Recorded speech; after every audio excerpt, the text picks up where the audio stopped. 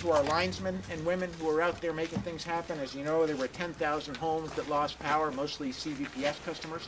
The other linesmen from around the state who didn't have as much ice and storm damage worked as a team to get the power back on for Vermonters, all of which has been restored. So thanks to them. A few warnings to Vermonters just to make sure that we're being vigilant. First, make sure your heating vents are cleared, because we all know that carbon monoxide is the challenge. If vents are blocked for heating systems, it can cause a severe problem. So be sure to recheck your vents for any heating systems. And second, turn off roofs. We've had a number of barn collapses, emergency management. We were working as a team throughout the storm. I was connecting in by cell phone, but as you know, there was one barn collapse up in Charlotte, but keep shoveling, because there's more water on the way. I also just want to say a word about what's coming on Thursday and Friday in terms of additional challenges.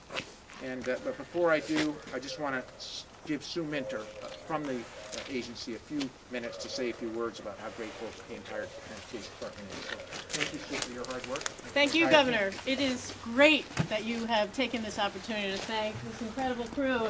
And these are folks from 9 districts that are representing actually 540 maintenance workers that we have in 65 garages across the state. 500 of them are on the front lines. But this weekend it was all hands on deck. Everybody was helping. And the stories, you know, I just got to listen to the stories, and I want to share a few just because, you know, it's humbling and it's impressive. And I want Vermonters to hear how hard our state workers work. There's a fellow here who drove from Wilmington to Castleton in a grader, because that district didn't have one, 100 miles in a grader. That was after a full day of 16 hours on the job. We have folks who went to work on Saturday at 4 o'clock in the afternoon, worked all through the night, and finally got a rest at 7 o'clock Monday night. They were working in streams this deep. This is dangerous work, unplugging the culverts from the flooding.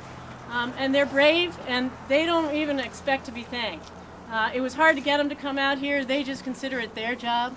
I don't know, sitting behind a computer, what those kind of jobs are, and I've been really impressed to hear them, and I'm really proud of them. And I want Vermonters to know that we have the best road crew in the country. We want all the visitors to come this way because our roads are safe and they're clean, and we want people to feel that way. So thank you for thanking them, and let's give it up for these guys. Thank you.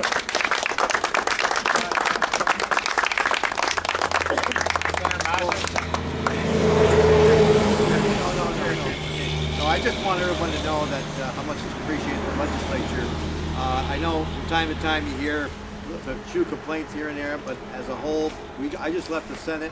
We passed a resolution thanking all the crew in Vermont, 30-0. You'll be getting a copy of that, thanking you folks for the hard work you've been doing. So I know you don't hear it often enough, but let me tell you, when I travel to Colchester here every day, and I can tell you that I'm happy with the roads, and I have to slow down a little bit, but that's the way it is in Vermont, and we appreciate everything you do.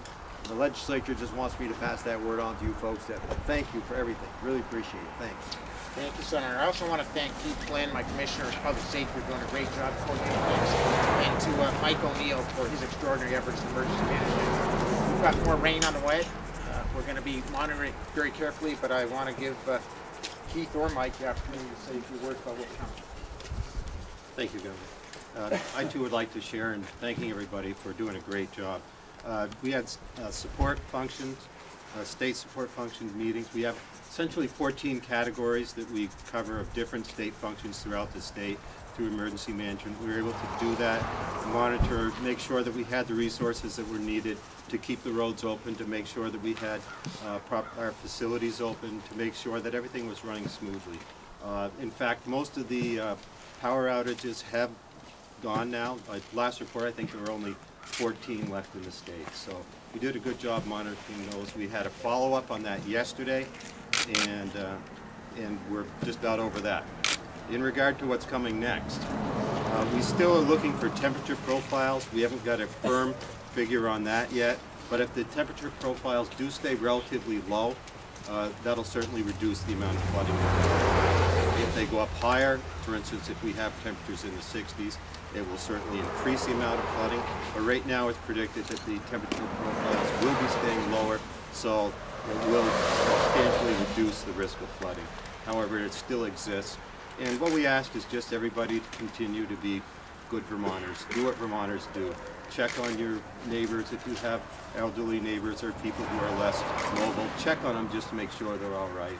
And just use your head. If you see water coming across the road or something, don't take the risk of running through it. Just be safe and do the things that we've all been doing, that all of us have lived here for years. Just be careful and use common sense. Thanks, Commissioner. Thanks. Mike, you want to add anything? I just want to say thank you. Sitting in the operations center during this storm event, it was comforting to know that we had the backing of the governor to get us what we needed, and it was reassuring to the local folks to know that their concerns were being answered and addressed. And all while this was going on, this whole event was going on, we were in the middle of a Vermont Yankee drill, preparing for any eventualities down there. So the folks that were doing the staff support functions were doing double duty. So it was really a test of the operation in a multifaceted way, and that we just wanted folks to make sure that we are monitoring what's going on currently. We're getting daily updates and hourly updates from the Weather Service about what's coming next, and we're in contact with not only our local partners but also our federal partners. Had discussions already today with our congressional delegation about any assistance that we may need. So we're right on top of what's going on, and we'll let Mother Nature play out what she's going to do, and we'll react to it. Thank you. You did a great job. We appreciate it. I just also want to thank our firefighters, all our volunteers across the state, emergency management folks who really did an extraordinary job in coordinating this effort. And I think the reason that we're here with such great results is only because of one reason.